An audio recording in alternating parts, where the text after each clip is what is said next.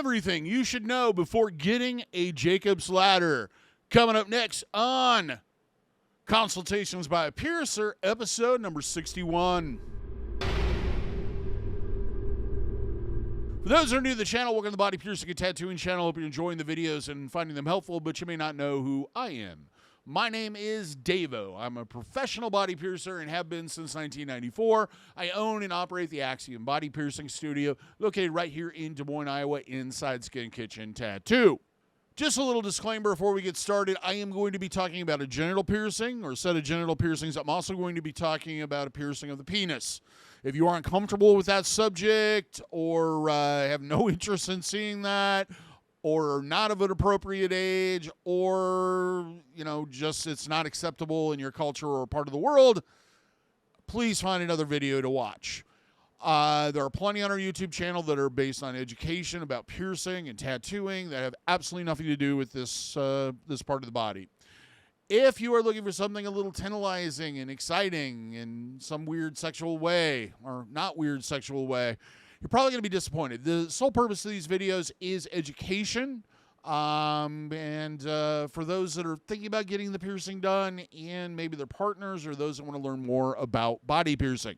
What is a Jacob's Ladder? A Jacob's Ladder is a series of frenum piercings traditionally done down either the more commonly the underside of the penis, starting at just below the glands and working their way down to a lorum, which is right there where the scrotum begins.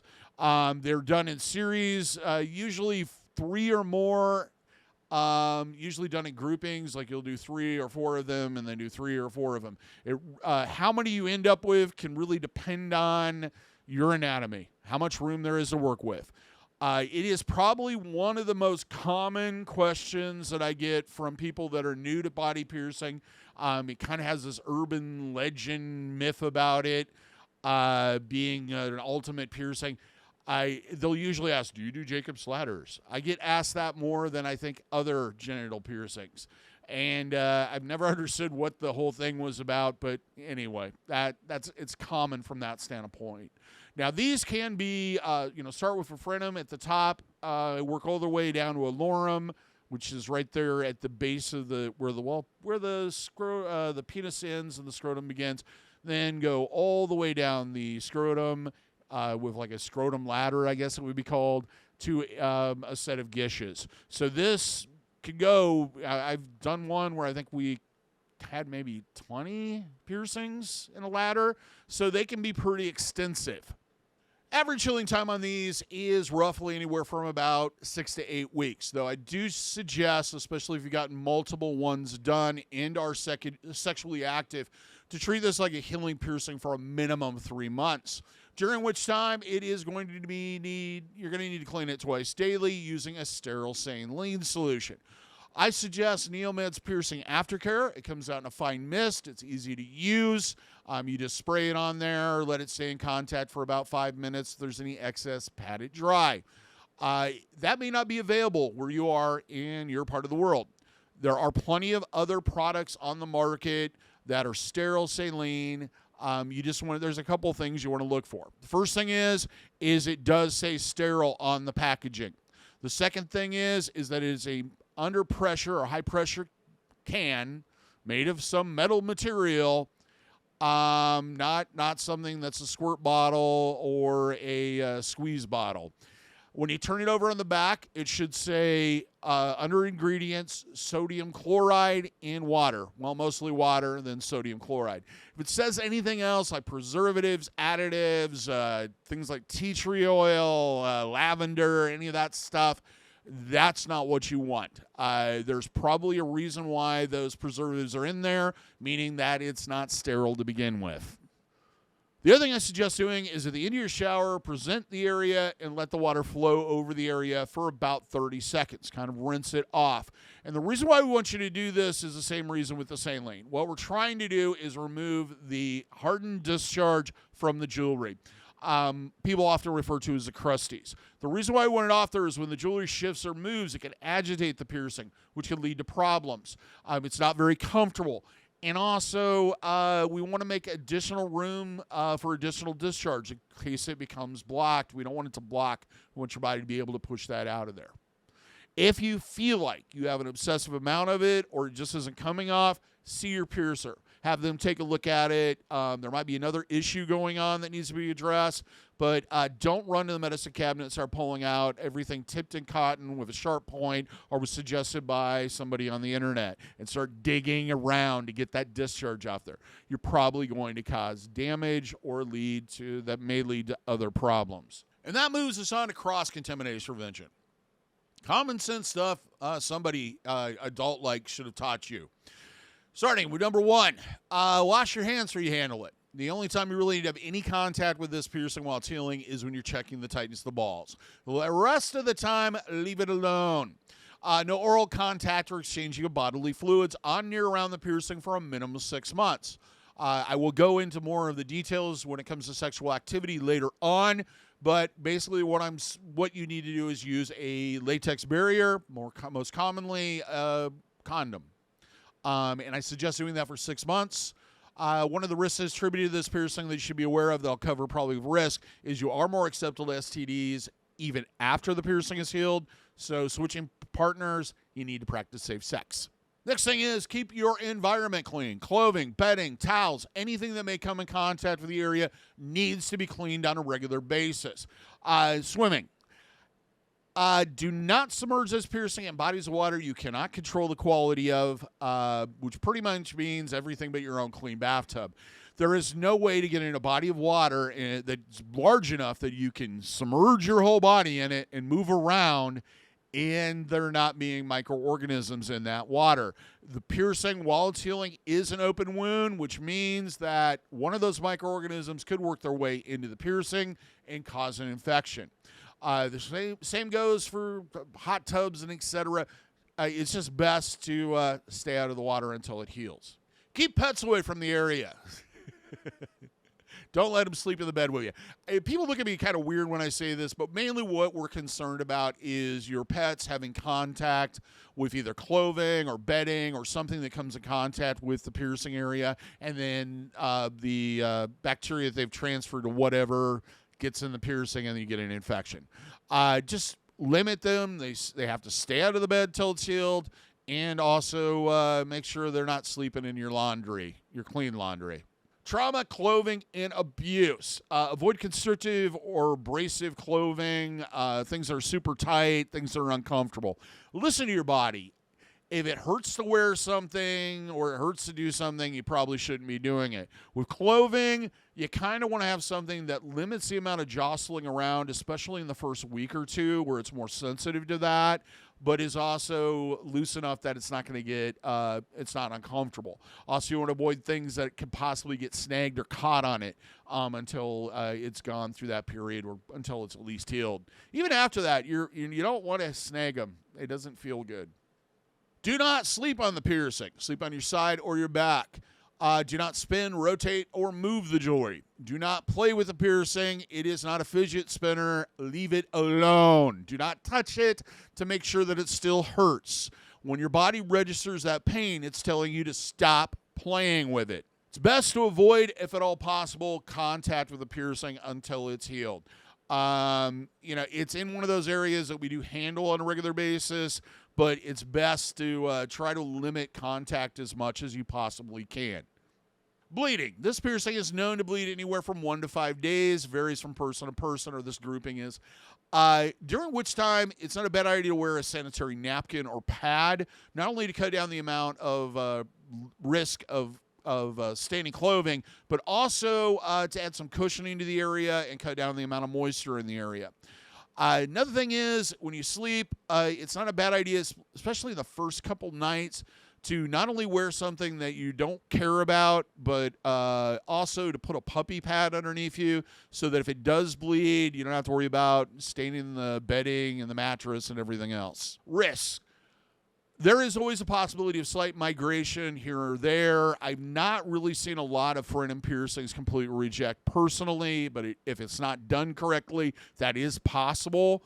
But usually your body can kind of shift piercings during the healing process to where it feels comfortable or works best for your body. Now, if you're one of those anal retentive people that are all about symmetry and everything else, you need to understand two things. One, you are not perfectly symmetrical from side to side, and things are not perfectly straight. The other thing is that we want to give the illusion of it being straight, and you should be okay with the idea that sometimes even when they're pierced perfectly, they move a little bit. The next one I already kind of covered, STDs and STIs. Because it is hard metal through soft tissue, even after this piercing is healed, it is possible to cause slight tears in the piercing and then possibly get a exchange bodily fluids and then a virus or some other thing you do not want, like hepatitis, which I think is a virus. It's a virus. Anyway, whenever switching partners, practice safe sex the way you're supposed to, which means latex barrier until you've both been tested twice. The other thing is the ends of the jewelry falling off. It is one of those piercings that you have to maintain even after it's done. This is pretty much all piercings that have threaded jewelry. You do need to check those ends on a regular basis. I usually suggest checking them weekly. Sex, everybody's favorite subject, or most people's favorite subject. Gentle at first. If it hurts to do something, you want to slow down, take a rest, or try something else. That tenderness will eventually go away over time, but if your body's registering pain, you might not be doing something that's good. I know I say this 3 times in every video that has anything to do, or 4 times or 5 times. Latex barrier. With this, condoms, larger reservoir condoms or looser fitting condoms are best. Avoid anything that's really constrictive or super tight. Make sure that the band, when you roll it down, is below the piercings, because having that thicker band right there can be really uncomfortable. The other thing you want to avoid is lubricants that have any type of scent or spermicide or last longer or any type of additives, because that could possibly get into the piercing, agitate it, and cause problems. Lubricants, water-based only. And make sure, just like the condoms, there's no scent, there's no flavor, there's no last longer, there's no any of this other stuff. It should just be water-based lubricant and nothing else. Anatomy, placement, and angle. This piercing is done through the loose tissue on the outside of the penis. It does not go through the urethra. It does not go into the actual penis itself. We just pierce that loose tissue on the outside, which is very elastic for the expansion and so forth that happens there. You do not want to pierce into anything. Most people have the anatomy to get this piercing done. I can't remember ever rejecting somebody based on anatomy. If you have a penis, you can probably get a Jacob's ladder. These are always done horizontally, meaning if this is the shaft, they're done like this. You do not want to do them up and down. They don't work. I think you can kind of imagine with some of the activities you do with that part of your body, having a thing that's like this is going to cause it to go like this, which will cause probably the piercing to tear. As far as spacing between each piercing, usually right around 1/4 of an inch is possible, but it's really tight in that situation to 1/2 inch. Personally, most of the ones that I do, they fall kind of between that 5/16 and 3/8 of an inch distance between the two. It really depends on the overall size of the area and what looks best and what's going to be aesthetically pleasing. You don't want to have them too close together, because otherwise they can cause damage to one another in some cases. Jewelry.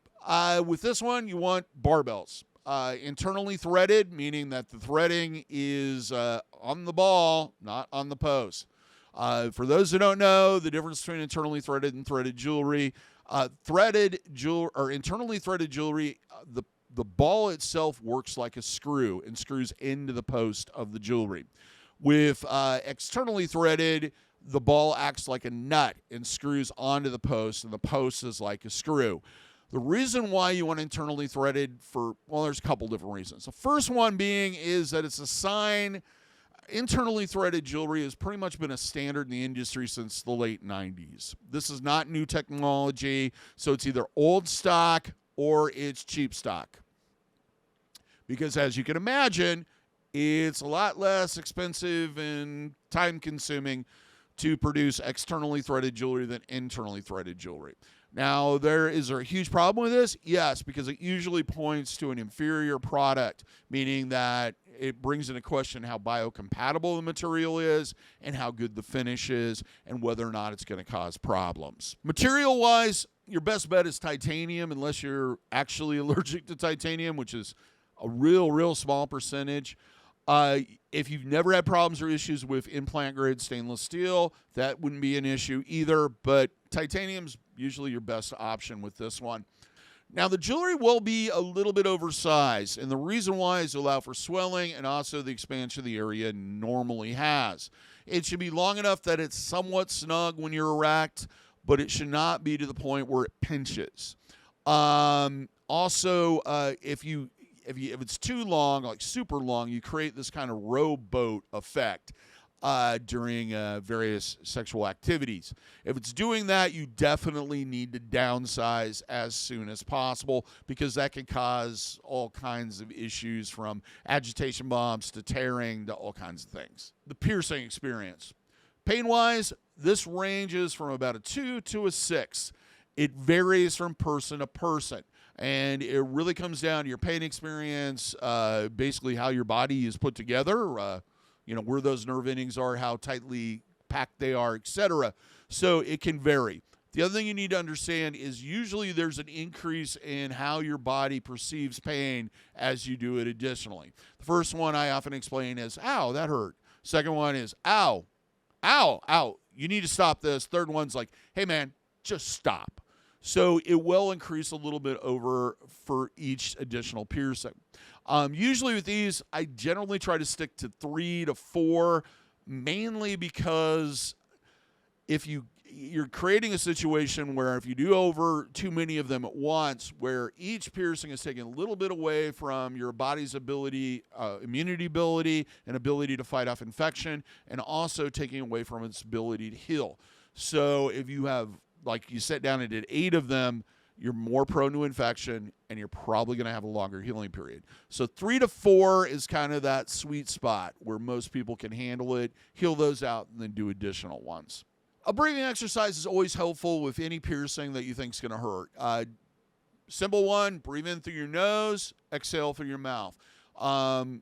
If your piercer doesn't suggest this, suggest it to them. Because it can kind of help get you in kind of a better state of mind and relax, which is going to make the experience better. Basically, first thing I'm going to do is give you a consultation. A lot of what we've covered in here, but kind of a more concise thing. Then we're going to do an anatomy check, and I'm going to choose the correct jewelry for you. I'm going to hand you a waiver to fill out. Then I'll do my setup where I set up all the equipment.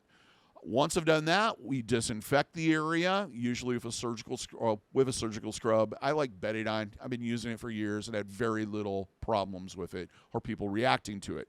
Then mark the piercings, usually as a set. Have you take a look at it. If somebody else is there for moral support, have them take a look at it. The more input you have on this, usually the better. Then, once everything is agreed on in marking, then we clamp it with a set of Pennington forceps. I prefer doing it this way because you definitely isolate that loose tissue.